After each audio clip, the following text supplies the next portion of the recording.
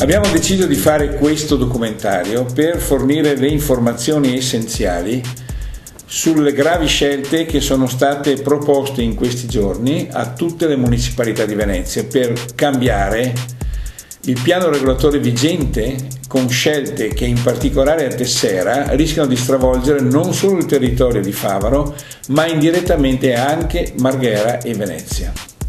Proveremo a spiegare prima come si è arrivati al punto in cui siamo, poi quali sono in modo più specifico le scelte gravi su cui vorremmo discutere, poi ancora quali sono invece le controproposte alternative che crediamo siano maturate in tutti questi anni. Fino al 1995 l'unica scelta del piano regolatore vigente e di quello che si stava preparando era la localizzazione dello stadio e delle attrezzature connesse a Tessera che non potevano essere collocate all'interno dell'abitato di Mestre o di Marghera. Ma nel 1999 una prima variante prevede per vie straordinarie un potenziamento delle funzioni di Tessera e una metropolitana sublagunare di collegamento con le fondamenta nuove e l'arsenale. Ancora nel 2004 la Regione fa un piano di trasporti regionale in cui prevede di dover comparare tre ipotesi per il potenziamento della ferrovia, o lungo la linea di Bivi, o lungo la ferrovia per Trieste, o lungo la Gronda Lagunare, tre ipotesi da approfondire e comparare. Già nel 2004 però il Comune fa una variante, raddoppia le aree dello stadio per costruirlo non con i soldi del credito fondiario ma con i soldi di una grandissima speculazione. Raddoppiando le aree si possono vendere per varie attività di cui la città non ha bisogno, che dovrebbero servire per lo stadio stesso appunto, per un nuovo casinò e per un mega albergo del casinò. E come se tutto questo non bastasse, subito dopo, all'inizio del 2005, il presidente della SAVE, Marchi, acquista enormi terreni a fianco dello stadio, sufficienti per fare una nuova città. Li paga ovviamente a prezzo agricolo, confidando che qualcuno cambierà il piano regolatore. Sposta le aree, o propone di spostare le aree, per raddoppiare anche la pista aeroportuale. Questo è il motivo per cui la giunta regionale Galan non approva il raddoppio dell'area dello stadio, fino a che qualcuno non accetterà la proposta a ricatto di quadruplicarla per seguire gli acquisti delle enormi aree agricole di Marchi Save. Questa è l'area dove sorgerebbe Tessera City. Il punto di riferimento importante è quel cavalcavia ad uso dell'azienda agricola che scavalca la bretella che unisce la tangenziale di Mestre all'aeroporto.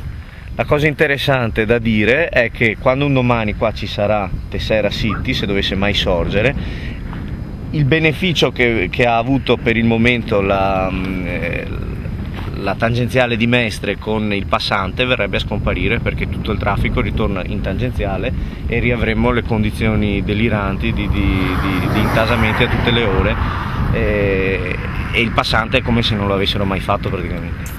La giunta regionale sigla un accordo con il comune. La giunta Galan e la giunta Cacciari decidono di spostare lo stadio, la quadruplicazione dell'intera area, il raddoppio delle piste aeroportuali e, ancora, la sublagunare e l'alta velocità. Naturalmente il vero, reale obiettivo di queste infrastrutture è quello di far decollare la grande operazione immobiliare speculativa. Tra il 2007 e il 2008 si conclude l'accordo per cui l'alta velocità non deve più comparare le alternative, ma va senza discutere direttamente a fermarsi all'aeroporto e a Tessera City.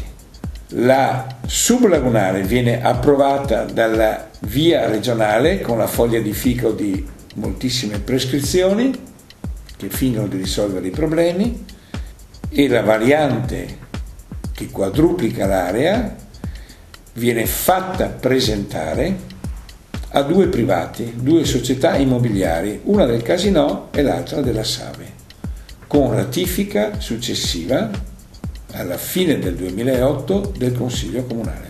Tutta questa mega operazione si blocca solo perché la procedura è illegittima.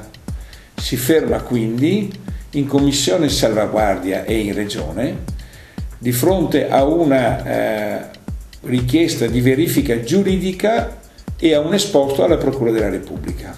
Ora si pensa di far rientrare questa operazione speculativa immensa, illegittima, nella legittimità, inserendola nel nuovo piano regolatore della città, chiamato piano di assetto del territorio, all'attenzione oggi di tutte le municipalità del comune. Vediamo in dettaglio le scelte principali di questa immensa operazione. Le aree previste vigenti di proprietà pubblica già in mano al comune per fare lo stadio vengono quadruplicate. Si aggiunge cioè alle aree pubbliche altri 500.000 metri quadri di terreno agricolo, tenuto così dal piano vigente, nel nuovo piano diventano edificabili. Queste aree significa milioni di metri cubi di nuove attività alberghiere, commerciali, di uffici, di cui la città non ha nessun bisogno in quelle aree. Serve solo per legittimare l'enorme aumento di valore dei terreni e la costruzione in alternativa a Mestre, a Marghera e a Venezia di nuovi insediamenti, avendo comunque a fianco una enorme analoga area adese già urbanizzata, con strade, fognature, lampioni di illuminazione pubblica pronti, ma senza che vi sia alcuna domanda e bisogno di edificazione. Gli alberghi sono già sovradimensionati, le case e gli uffici già costruiti a Mestre e a Marghera non vengono venduti, migliaia.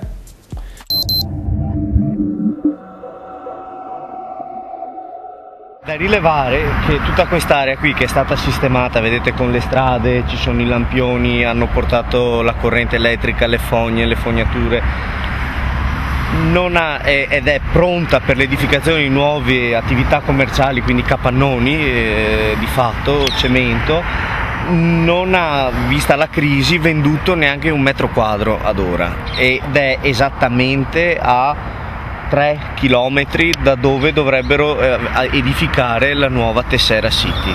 Quindi perché intanto non vendono prima questa e dopo magari ci pensano di là? L'area di Dese, già attrezzata per l'edificabilità, rimane inutilizzata, mentre la nuova area di espansione urbana, chiamata Tessera City, che sorgerebbe nelle immediate vicinanze, viene prevista nel punto più allagabile di tutta la terraferma.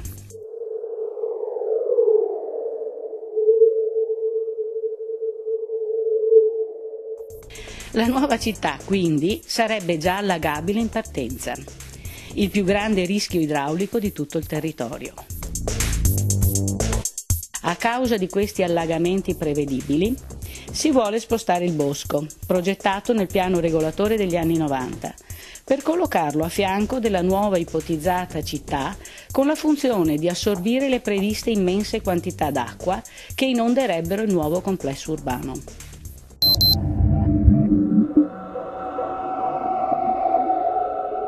Quella è una torre medievale, è un reperto qui di Dese, lì è il centro proprio della cittadina di Dese, e lungo questo argine, questo fiume, peraltro anche abbastanza pulito, si pesca, è molto ricco di fauna e di vegetazione, si arriva al bosco Ottolenghi, proprio il bosco di Mestre, quello dietro via Casolaro, che è un polmone in effetti per la città, però il nuovo bosco che doveva essere in quella zona verrà spostato invece qui per fare da foglia da fico all'edificazione di questa nuova città che abbiamo visto prima avrebbe qua come confine in pratica.